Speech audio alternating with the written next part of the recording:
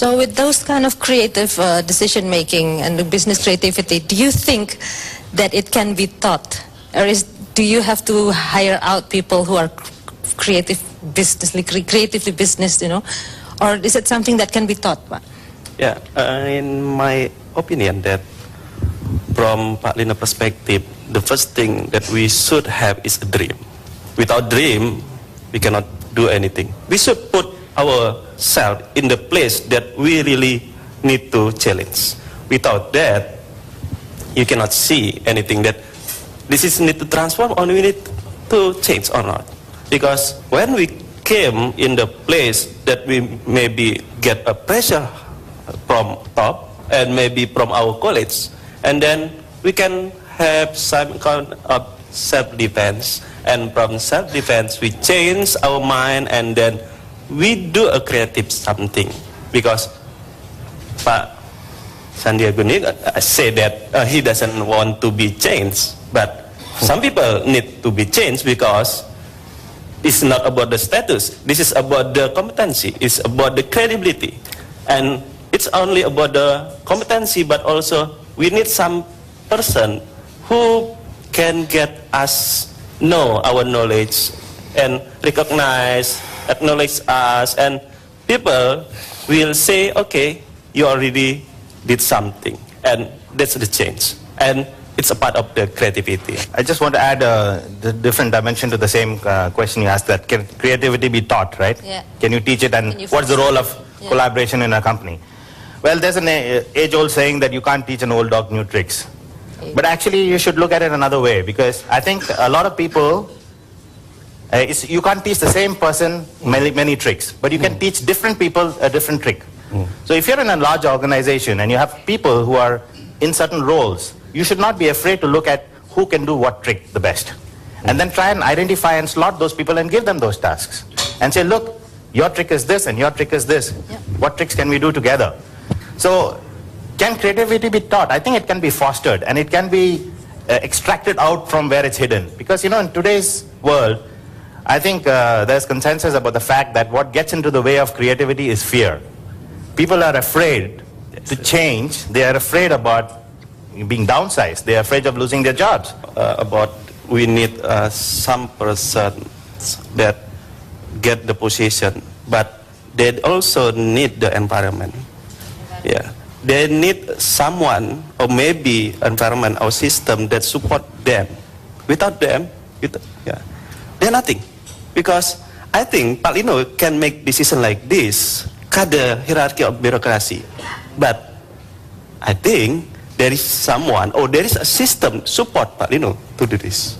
And also Pak Sum also make a transformation to have any kind of infrastructure, but still need support, still need a system to support this. And the creativity need the system that support the person, recognize and acknowledge them. Without them, that the creative create person. the support. Yeah. I create the support for myself. Look, I think I agree. So what I see when I came to the office here, today Paris is very independent. Paris is very independent. Yeah. That's why I have to get. You're not afraid. I have to get the support from the press, and I knew all the ministers also very sensitive to be criticized by press. Yeah. So if press is my friend, and I'm doing a good job for the people, I have extraordinary performance, press will supporting me. So So then if you say today I call the lost trust society. So expect somebody to support you, don't expect that, Pak. You just do by yourself, but you have, first of all, you tidak berani diganti, tidak takut diganti. Secondly, you create environment such a way that you are tidak gampang diganti. In the government office or semi-government, we live on a society which mohon maaf, mohon izin, all mohon. Even before they can be creative, they all say mohon maaf. So you can't expect the creativity in that kind of environment. They have to change the environment. So I was so tempted when I was about to release a certain controversial statement to say, nyuwun sewu dulu, Pak. So it's like it's entrenched in us to do so, to apologize for having disagreement. That's correct. And you're talking about environment, and you're talking about small companies tend to foster creativity more than the bigger companies.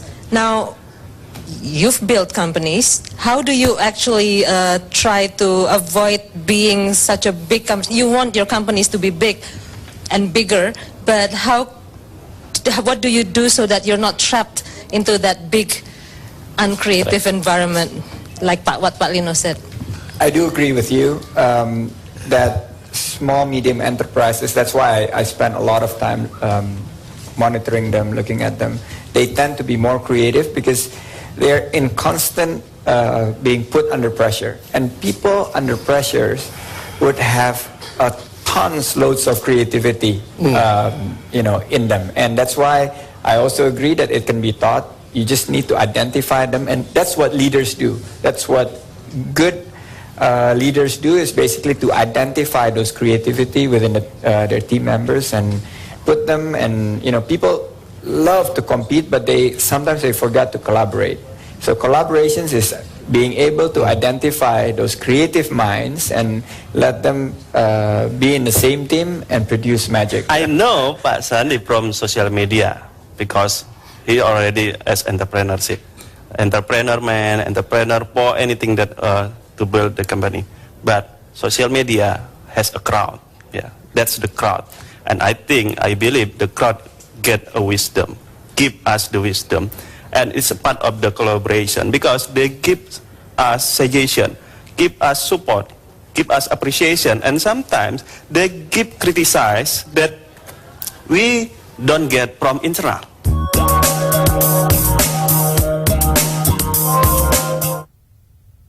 Now I've got this controversial statement without the Nyuwun Sewu, Pak. Asia is one of the most entrepreneurial environments. Agree, disagree? Yet corporate Asia is perceived as uncreative. What does it mean? I mean, what do you think is happening? I disagree with you on the Nyuwun Sewu, Mohon Izin. I think that's our culture, and you cannot take it off. Yeah. But you could say something like, Mohon Izin, saya mau berkreasi.